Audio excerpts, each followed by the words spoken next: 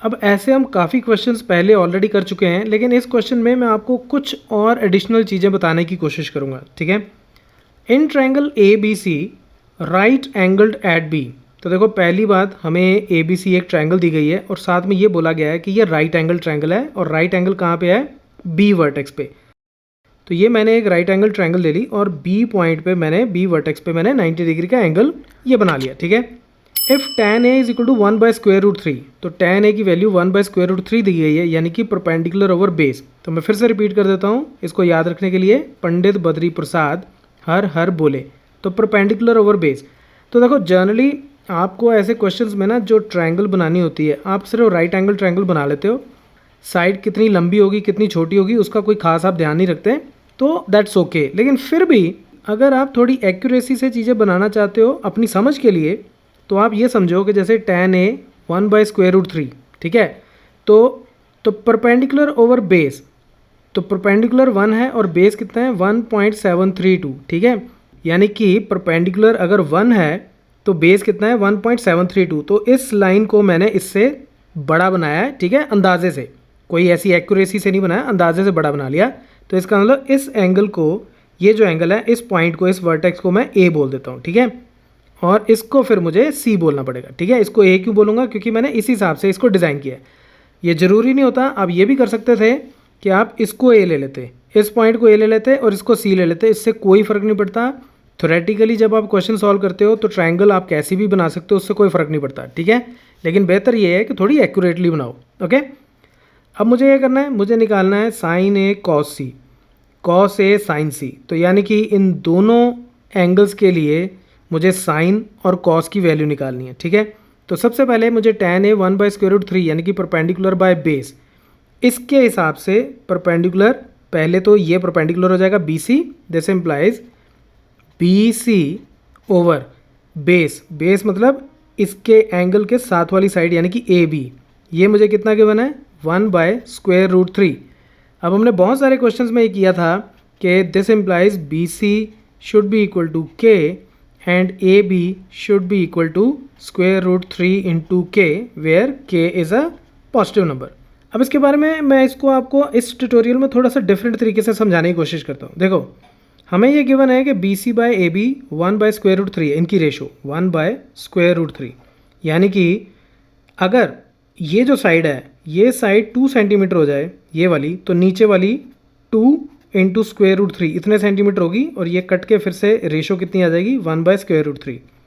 अगर ये वाली साइड 13 सेंटीमीटर्स हो जाए तो नीचे वाली 13 इंटू √3 इतने सेंटीमीटर्स हो सकती है, तो ये कट के फिर से 1/√3 रेशो फिर से उतनी आ जाएगी। तो यानी कि ये जो साइड है, ये कोई भी एक नंबर के पॉजिटिव नंबर हो तो नीचे k इंटू √3 हो जाए, तो k के साथ k कट जाएगा और ये 1/√3 इस रेशो में आ जाएगा। तो कहने का मतलब यही है कि बी सी और ए बी इसकी वैल्यू कुछ भी हो सकती है, ज़रूरी नहीं है 1 और √3 हो, ये 1 और √3 की रेशो में है, ठीक है। तो इसलिए इस साइड को हम k बोल देंगे और इस साइड को k times √3 for any positive number k, ठीक है। अच्छा, जैसे मैंने पिछले ट्यूटोरियल्स में बताया था, अगर आप इस साइड को 1 ले लोगे और इस साइड को सिर्फ √3 ले लोगे तब भी आपका जवाब आ जाएगा, लेकिन वो अप्रोच सही नहीं है। उसमें आपने क्या किया है कि आपने एक फिक्स्ड वैल्यू ले ली दो साइड्स की, आंसर फिर भी आ जाएगा और सही आएगा, लेकिन वो अप्रोच एक्यूरेट नहीं है। एक्यूरेट अप्रोच यही है कि आप इस साइड को k लो और इस साइड को k टाइम्स √3।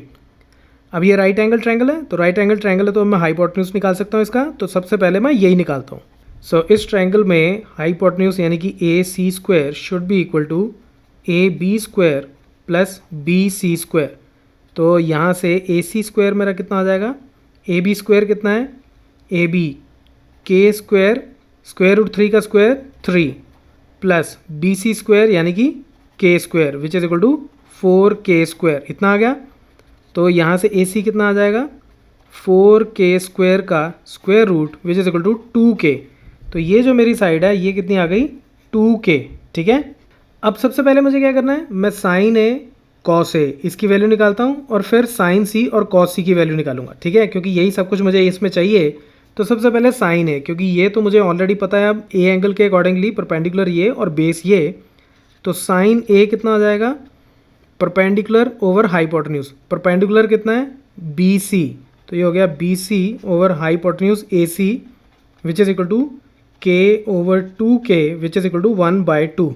अब मैं कॉस ए निकाल लेता हूँ, तो कॉस ए के लिए बेस ओवर हाइपोटेन्यूज, तो बेस हो गया मेरा बी ए और हाइपोटेन्यूज हो गया मेरा ए C which is equal to के टाइम्स स्क्वायर रूट 3/2k, के साथ के कट गया यानी कि स्क्वायर रूट 3/2, तो ये कॉस ए आ गया।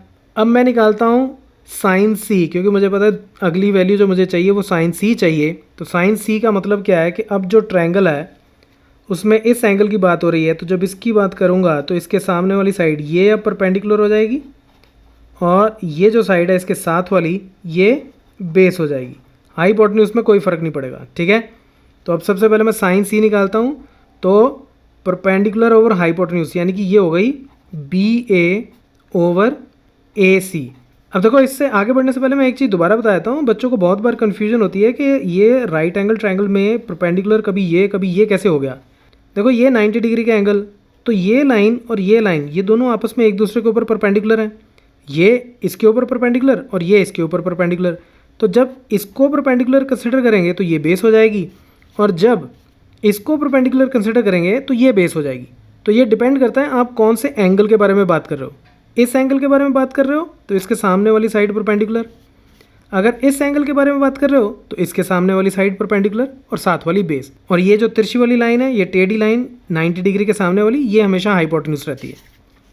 तो अब बी ए ओवर ए सी कितना हो जाएगा, बी ए है मेरे पास k times square root 3/2k which is equal to square root 3/2 और कॉस सी वो जाएगा बेस ओवर हाइपोटेन्यूज, तो बेस इस वक्त हो गया B C over hypotenuse A C, तो ये हो जाएगा बी सी कितना है के ओवर ए सी कितना है 2k which is equal to 1/2।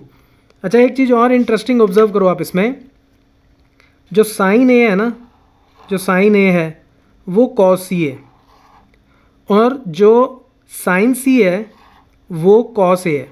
तो कोई भी एक राइट एंगल ट्रायंगल में इसका साइन इसके कॉस के बराबर और इसका कॉस इसके साइन के बराबर होता है, ठीक है। तो आगे जाके अगली एक्सरसाइजेज में इन सब चीज़ों को आप प्रूव भी करोगे। अब हम ये निकालते हैं साइन ए कॉस सी, तो मुझे निकालना है sign A cos C plus cos A sign सी। तो साइन ए कितना है, साइन ए है 1/2 मल्टीप्लाइड बाय कॉस सी वो भी 1/2 plus cos A square root 3/2 और साइन सी ये भी स्क्वायर रूट 3/2, तो ये हो गया 1/4 प्लस ये हो गया 3/4 which is equal to 4/4 which is equal to 1। तो ये एक आंसर आ गया। और अब दूसरे में हमें क्या करना है, दूसरे में हमें निकालना है cos A cos C minus sign A sign सी। तो कॉस ए कितना है स्क्वायर रूट 3/2, कॉस सी कितना है 1/2 माइनस साइन ए कितना है 1/2 multiplied by sine C square root 3/2, तो ये कितना हो गया, ये हो गया square root 3/4 minus square root 3/4 which is equal to 0 is your answer. So that's it from this tutorial, keep watching Math mafia.